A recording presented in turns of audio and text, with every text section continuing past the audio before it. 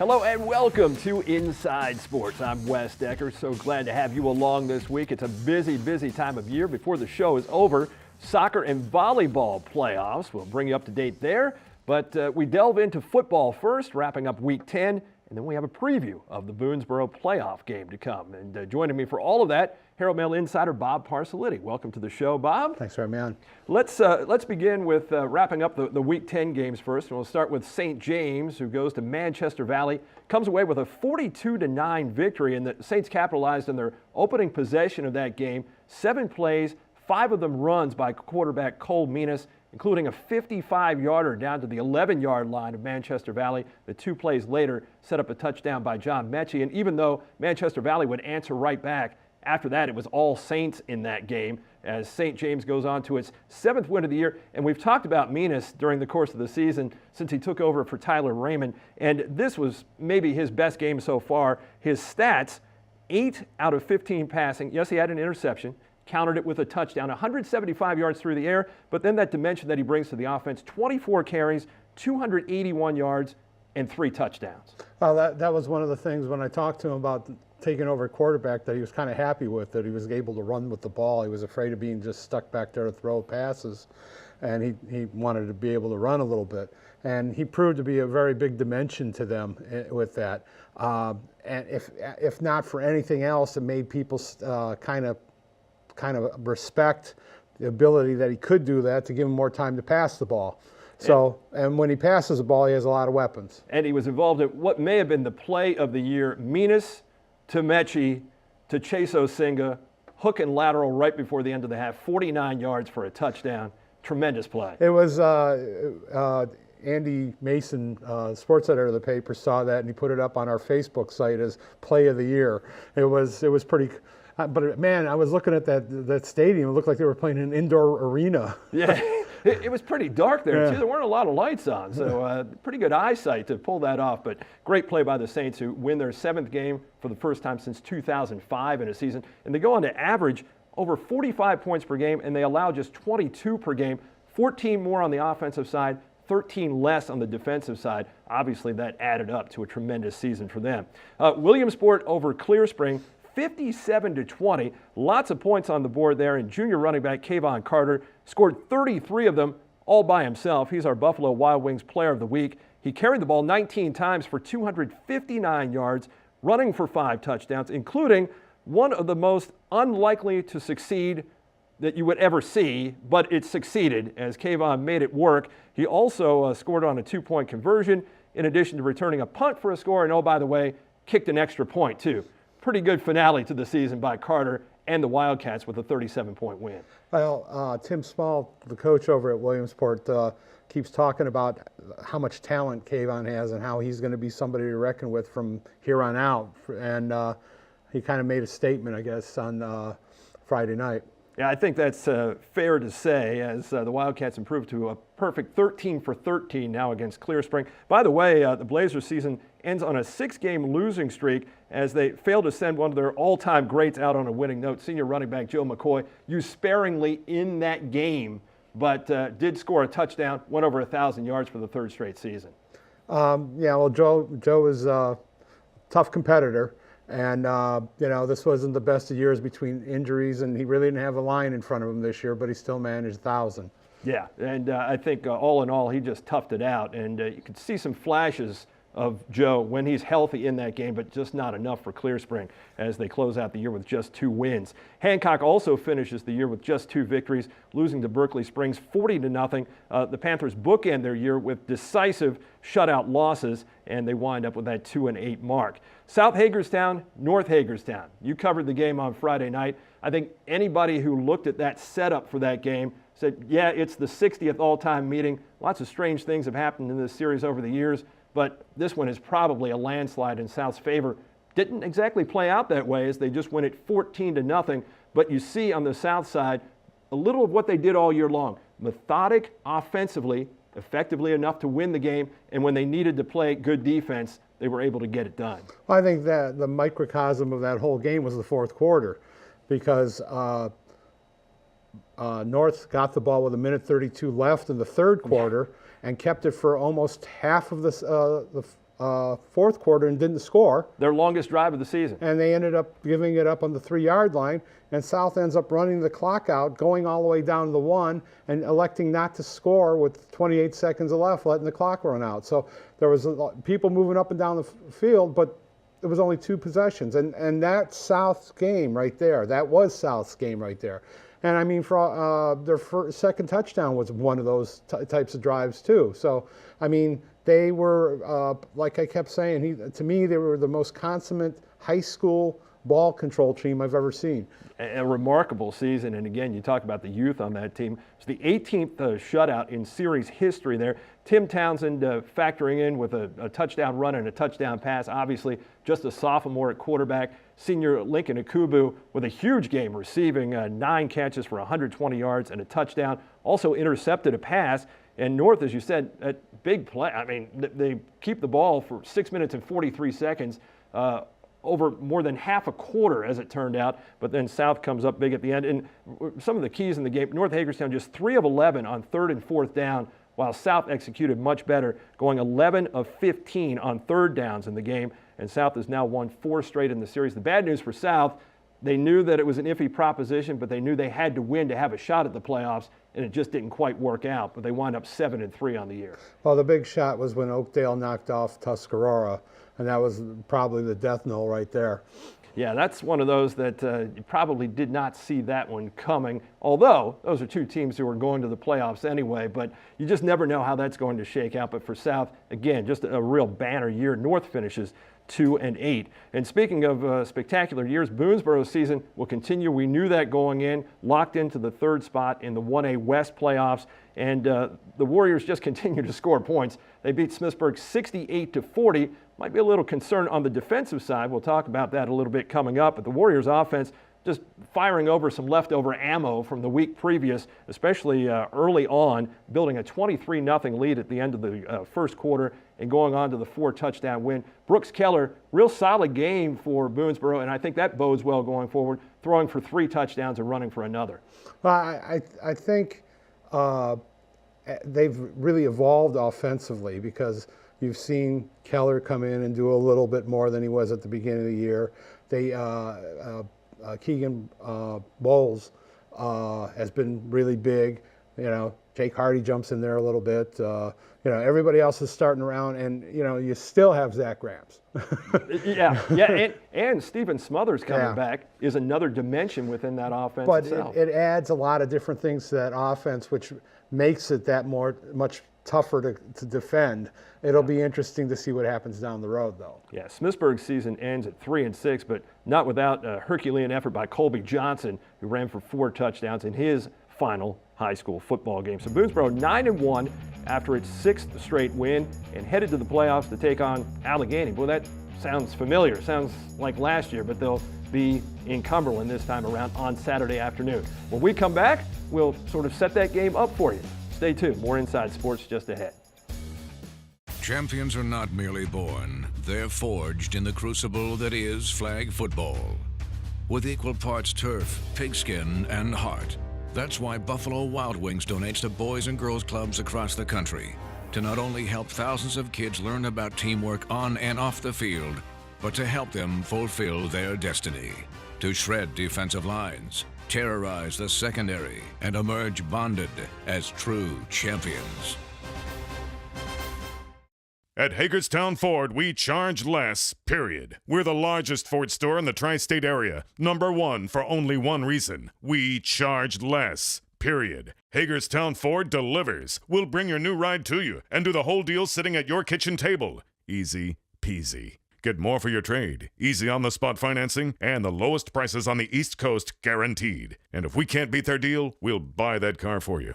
Hagerstown Ford, we charge less, period.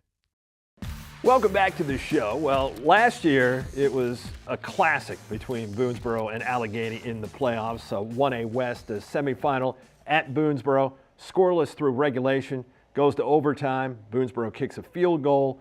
Ultimately, Allegheny scores a touchdown to win in advance 6-3. This year, we've got 2 9-1 teams going head-to-head. Boonesboro goes to Cumberland on Saturday afternoon to face Allegheny. Allegheny coming off a loss in Week 10 to Fort Hill, 48-13. And we talked about Boonesboro a little bit in terms of this offensive firepower all of a sudden. But is that enough against a team like Allegheny when you see that you're giving up a lot of points on the other side? I know Coach Anders had said, well, we're answering a lot of scores and we're still winning by a wide margin, but will that football translate to the playoffs? Well, when I had talked to him last week before the final games, he was saying that, there's still a work in progress when it comes to defense. They're looking for somebody to come in and help them. They really haven't settled in on every position yet, and it's getting a little late, But, that's sort of the position they're in. They're just trying to go for the best that they can get. And luckily, they do score a lot. But when you get to this game, it's going to be a different animal as far as what you're facing defensively. Smithsburg does a pretty good job, but it's not the style of play that Allegheny plays. So they're going to have to do a lot. And and I think it might get to the point where they're going to have to maybe do a little bit of South Hagerstown and do some ball control on it. Because a lot of scoring fast is going to allow them to maybe come back and score fast, and it's going to test your defense a little bit. And I think Boonesboro is going to have to be very physical against an Allegheny team who is also very physical. They're going to have to match that physicality, and perhaps that is going to really start at the line of scrimmage and in the trenches. But one thing that Fort Hill was able to do against Allegheny was run their fullback right up the middle, something that seems to be right down Boonesboro's alley. Right, and I'm sure that they're going to see films like that. The other thing that was a big thing that played into that game last year was the wind. The wind was really, really bad, and it stopped a lot of punting and created field position. And that's a game that Boonesboro did stand up to the physicality of Allegheny. It was just, and if you go 0-0 in the regulation, that says a lot for that right there. The wind may not be a factor in this game. When you play up in Cumberland, the stadium's kind of a bowl, and it's basically below sea level almost. So, I don't know if the wind will have anything to do with it. Then you're going to be playing on a turf-type field compared to grass, so that might help speed. So there's a lot of ifs and a lot of changes in this thing, and I think the thing about it is, I don't know if this is a game where if you go into a shootout that you shoot more longer. Right. And the thing for Boonesboro is, and you're right, the more you score, the more you give the other team the opportunity to do so. Boonesboro's defense has been out there a lot because a lot of those plays that have enabled Boonesboro to get the ball in the end zone have been big plays. So they've been quick hitters, and they haven't taken up a lot of time. So time of possession hasn't always been on Boonesboro's side either. So like you said, if they can kind of get that running game going, and if they can mix in some of the passing, which they've made a concerted effort to do over the last several games. As a matter of fact, Brooks Keller has 4 passing touchdowns in the last 3 weeks after just 5 in the first 7 games. So I think they realized after that Middletown game that we need to be a little bit more of a team that can have a multi-dimensional look to it and be effective in both avenues. Well, I think what you're going to see is that that Middletown game is going to come back. That's going to be the game that has to be the standard that Allegheny has to play and that Boonesboro has to defend. Boonesboro was not able to go side to side against them, so because they were getting run down from behind by the defenses. They weren't able, and because they couldn't spread it out, it made it tougher for Zach Grams to run up the middle. So, you're going to see speed, you're going to see that physicalness, and you're going to see a team that has some similar things. So I think what happens, whatever learned or whatever happened in Middletown might come back to show up this week. You've got an Allegheny team that comes in averaging just under 42 points per game, allowing just under 9 points per game. They have 4 shutouts this season. Boonesboro on the other side averaging just under 43 points per game, allowing just over 21 with a couple of shutouts this season. With Boonesboro, when you look at the history of this, now 0-4 all time against Allegheny. This is a great opportunity to get over the hump here with a team that has a lot of momentum going in with that offense. Clearly, there's a lot of confidence there, and I think if Boonesboro can get the jump early, that will certainly aid their cause. And the reward? You get to go back up there next week to play Fort Hill, possibly. Hey, the only way to win a state championship is through Cumberland these days, and I think we know that. And if you were to seed teams 1 to 16, yeah, they wouldn't be meeting right away, but still, Fort Hill would be the overall number 1 seed. Allegheny would be number 3. Boonesboro would be number 4, so Boonesboro would be going on the road at some point if they want to win a state championship. So best of luck to the Warriors. Bob, thanks so much for being here this week. Thanks for having me. I'll be back right after this. Andy Mason will be here as we set up the state cross-country championships for you in just a moment. Hamilton Nissan made buying my new Nissan Rogue an easy decision. Every car they sell automatically comes with their Hamilton for Life program. With it, I get free oil changes, free tire rotations, free car washes, and Hamilton's limited lifetime engine guarantee. And this mom didn't pay a dime for that peace of mind. It completely took the worrying out of car buying, and it's keeping my family on schedule, and we have a lot of places to go. The Hamilton for Life program, getting you where you need to go. Welcome back to Inside Sports, and we continue now with cross country as we get ready for the state meet coming up this Saturday. And joining me is Herald Mail sports editor Andy Mason. Andy, welcome back to the show. Thanks, Wes. Happy to be back. Well, it's good to have you. We were both at the region championships for 1A West last Thursday, essentially the state qualifier there. And as much as things change, they seemingly just stayed the same for the Boonesboro girls. Yeah, Boonesboro girls, defending state champs. They came in and took care of business, at the region meet. They won that fairly easily. And Northern Garrett edged Smithsburg for second place, but Boonesboro looked very strong. I expect them. Those are probably those 3 teams from the West are probably the top 3 girls teams for the 1A state meet this Saturday. So Boonesboro's looking very good. Smithsburg, I think, sort of had an off day. They lost, like I said, by 1 point to Northern Garrett.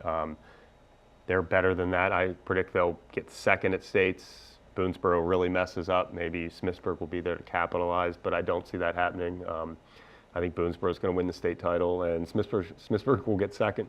And how good is overall winner Cameron Harper right now? She comes in on a 3-race winning streak, looked extremely strong in winning the region title. Oh, so strong, so smooth. She looks effortless. We just don't know. I don't think we know how good she is yet. I'm not sure how far out of her comfort zone she's left yet. Obviously, the girl's got a ton of talent. She's broken a minute for 400 meters, which is, that's elite running. And she has some miles under her belt now, so she's getting this 3-mile thing down. She's a competitor. She was 5th in the state last year at the state cross-country meet, and I predict she'll move up 4 spots this year. Is there a wild card there with Boonesboro and KK Rogers, who finished 3rd in the state last year?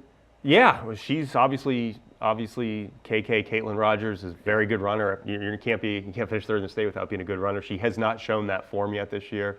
She was just their number 6 runner at the region meet. She didn't even score for them, but she was sick. But so she'll step up. I'm sure she'll be in their top 5 on Saturday. Her finishing 3rd in the state again would be a surprise, though. Yeah, I think this year with the way things have played. Yeah, but out, it was a surprise last year. No one had her finish. No one thought she was going to finish 3rd in the state last year. And that's, last year going into state, Smithsburg was the favorite, almost like Boonesboro is now. And Boonesboro got him at the right time. Yeah, it seems like the pressure never gets to Boonesboro, though. Yeah, well, they're so well prepared. The last 2 weekends they went down to Hereford. The last 2 Saturdays they worked out at Hereford. And I actually don't know if other Washington County schools go down there. I don't have any idea, but I know Boonesboro was there the last 2 weekends, and that's you get a look at the course. It's a very difficult course. And that's a question. That's a question I was going to ask you. When you look at the bodies of work for the teams this season, nobody with a prep race over that course, but Boonesboro goes ahead and says, "Hey, we're going to go down there." They didn't have the Bull Run Invitational this year, which they usually have. The teams go down there, get a workout, get a race on that course. Right. That didn't happen this year. But yeah, Boonesboro went down there twice, got to run the hills. They'll be ready. Now, as far as the boys in 1A West, Will Merritt just continues to put together what has been a phenomenal season and career, and again, one that started late, but man, he has made up for lost time. Has to be the favorite once again to defend his title at state. Oh yeah, I mean, Will Merritt, it's a shame. Will Merritt's, here's a case where you wish that they just put all the classifications together and let him run and see how it goes, because Will's not just the best runner in 1A, he's one of the best runners of all classifications. He'd be a contender in any race Saturday. That said, kid from Southern Garrett, Declan Horner, he's very good as well. You know, Will's one of the top 5 kids in the whole state. Horner's in the top 10 probably, and so Will's going to have, you know, he's got one. You know, if there's anyone who can beat Will, it's this kid. Will beat him by 17 seconds at Regions. He's 3-0 against him in head-to-head matchups this year, but the Horner kid's very good. Will's in a different class though. For this kid to beat Will, something's going to have to go wrong with Will. Yeah, how impressive is the 15:43.7 on the Clear Spring course, making it the 3rd fastest time ever? Oh, it's you know, the course has been there like 25 years. They hold the Interstate Classic there every year, which has schools from all over. You know, Jefferson High School, which has produced recently at least a load of Division I runners, even a couple All-Americans. All those guys have run on that course, and Will's been faster than all of them. What are the Boonesboro boys' chances of repeating as state champions? I still think that, you know, they were a distant second in the region. Southern Garrett looked really good, but Boonesboro was competing without one of their top 5 guys, John Poling, who had a sprained ankle. I understand he's back and ready to go for Saturday. But after that performance, you know, Southern Garrett, you know, handled Boonesboro pretty easily to win the region title, and you know, I don't think they're going to be intimidated. Being from Southern Garrett, I don't think they're going to be intimidated by Hills. They've won the title on that course before, I believe just 2 years ago. Yeah, Southern Garrett, they're really good. Bohemia Manor out of the North region looks really good. I saw those North region results. They took the top 4 spots in that race, scored only 18 points to win that title. They look really good. But Boonesboro's got a chance. They definitely have a chance. I think it's going to be between those 3 teams. And I wouldn't, you know, Smithsburg will be hanging around there too. Boonesboro-Smithsburg went 1-2 last year, both boys and girls. And Smithsburg, you know, will be hanging. They'll hopefully just get 1 point from Will Merritt. Well, we only have a few seconds left, but quickly give us the skinny on the 3A West region qualifiers. Well, we got South Hagerstown has the boys team back for the 2nd straight year, and 2 girls qualifiers, Emily Alexander and Erica Metz. North girls have a team in for the first time in 3 years, and they got 2 boys qualifying, Nate Neely and Brandon Gassaway. Both those boys are definitely medal contenders. Medals go to the top 25. I expect both those guys to get medals. And 1 2A qualifier? Yeah, Skylar Dietrich from Williamsport just squeaked in. I think she got the 20th and I believe the 20th and final qualifying spot in the 2A West race, so she's going to represent the Wildcats. Well, best of luck to all of our county runners, and I'll see you on Saturday, Andy. Yep, can't wait. Thanks for being here. I'll be back right after this. Volleyball and soccer results from the playoffs in just a moment. Tony's Pizza in Williamsport has had the same simple philosophy since 1985. Start with simple products. Sauce from the best Italian tomatoes. The best cheese and dough made fresh every day. Then mix those with a great atmosphere, and you'll have the best dining experience you can find. Tony's is known for their pasta dishes, subs, pizzas, and specialty items like their Nutella Dots and the famous Crazy Tony. Simply put, they want to give the best food they can give to their customers. So stop in today to Tony's Pizza in Williamsport. Welcome back to Inside Sports. Through Tuesday in the volleyball playoffs, Washington County's Big Three were still on the title track in their respective classifications. In 3A West, the unofficial county champions and number 2 seed in Section 2, North Hagerstown, advanced to the section final on Monday with a 3-set sweep of 3rd-seeded South Hagerstown. The Rebels had dispatched Frederick in last Thursday's semifinal in the same fashion, but after matching the Hubs point for point through the first 14 of the opening set, North took over. Specifically, Nicole Murray took over. For the night, Murray won the battle within the war against South's Emma Lorenzen, 17 kills to 11, and added 3 big blocks while receiving plenty of support from her teammates en route to a 25-18, 25-16, 25-19 North victory that vaulted the Hubs into a shot at retribution for a regular season setback at top-seeded Linganore on Wednesday. In 2A West, 3rd-seeded Williamsport capitalized on a big subtraction from Middletown's lineup, specifically 6'2" University of Maryland-bound Erica Pritchard, who sat out Monday's Section 1 semi with an illness. With her out, the Wildcats pounced, putting together a total team effort to roll to a 25-18, 25-14, 25-10 sweep of the 2nd-seeded Knights. It was Williamsport's 6th win in its last 7 matches, landing them in Wednesday's section title tilt at top-seeded Mountain Ridge. Over in 1A West, the 2-time reigning and defending state champion Smithsburg Leopards embarked on their quest for a three-peat by allowing just 37 points and sweeping fourth-seeded Brunswick in a Section 2 semifinal on Monday. It was Smithsburg's 15th win of the year and the Leopards' 11th sweep. Next up, October 13th sweep victim, the Clear Spring Blazers. Second-seeded Clear Spring fashioned a three-set triumph of its own on Monday in the other section semi, defeating Boonesboro for the second time this season. The Blazers used a solid, well-rounded performance to improve to 11-4 and earn that section final berth on Wednesday. Winners of all of the section championship matches will play for their respective region crowns either Friday or Saturday. Results and video documentation of them coming next week. Now, picking up where we left off in soccer's postseason now, heading into last Thursday, 5 county teams still entertained state title aspirations with section finals awaiting them. For the boys in the 1A West Section 2 championship match, 3 things were for sure as Boonesboro visited Clear Spring. When it ended, one team was going to leave happy, one team was going to leave disappointed, and one team was going to advance to the region final. For the Warriors to be that team, they would have to do what they failed to do twice during the regular season, that's beat the Blazers. A boisterous crowd on hand in Clear Spring, and in the 25th minute, the partisan home supporters received something to get even louder about.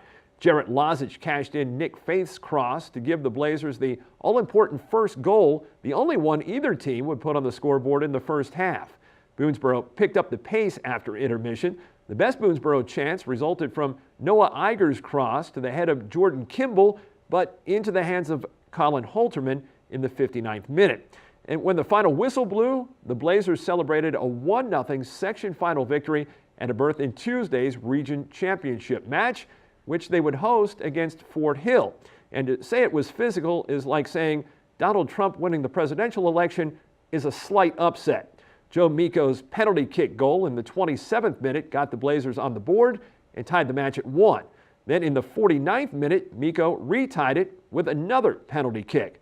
But 9 minutes later, the Sentinels forged ahead for the third time, and on this occasion, Fort Hill's go-ahead goal was followed by another Fort Hill goal.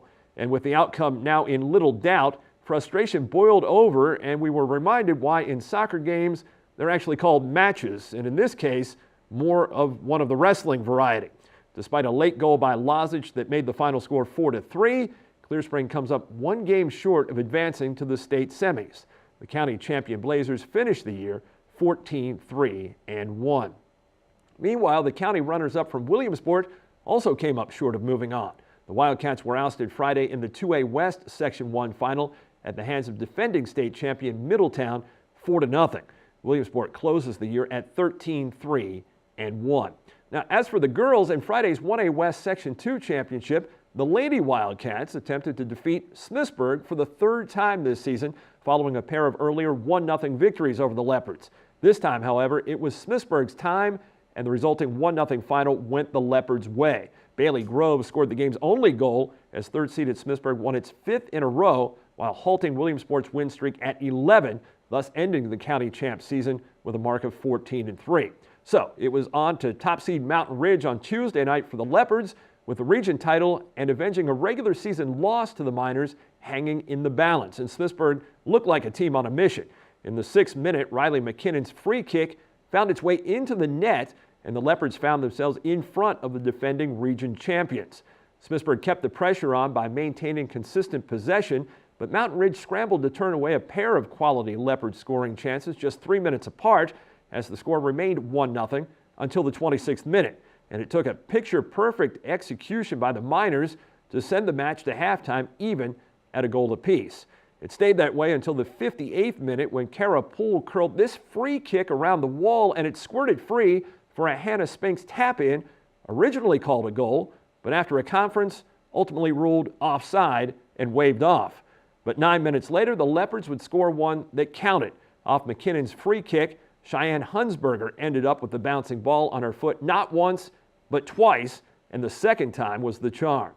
Goalkeeper Brianna Rao and the defense took it from there as Smithsburg keeps on keeping on, posting a 2-1 region championship win that sends them on to Saturday's state semifinal versus 3-time defending titleist Sparrows Point at Northeast High School. Best of luck to the Leopards and all of our county teams and athletes this Friday and Saturday across 4 different sports. Next week right here, we'll show and tell you how everyone fared. Until then, thanks for watching. Hope to see you next time on The Inside. Hey, your sisters and your brothers, your haters and your lovers, you gotta get up in the street.